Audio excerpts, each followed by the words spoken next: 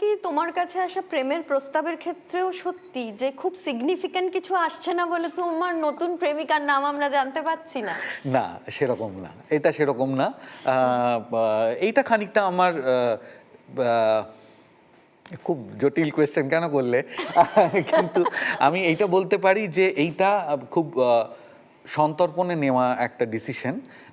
কিন্তু সেটা কেন? ধরো তুমি একটা বিয়ের মধ্যে দিয়ে গেছো, কিন্তু তার সেটা ভেঙেছে বলেই যে আর প্রেম করা না না যাবে না না না না, এরকম তো সেটা কোনো নয়। কারণ না। কিন্তু ঘটনা হচ্ছে কি বলতো, আমি এখন আমি প্রথম কথা হচ্ছে, ফার্স্ট অফ অল আমি কিছু মিস করছি না।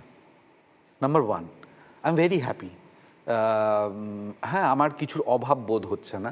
এবার এমন না যে আমি আবার খুব কনসিয়াসলি মানে দরজা বন্ধ করে রেখেছি যে না, জীবনে আর কখনো না।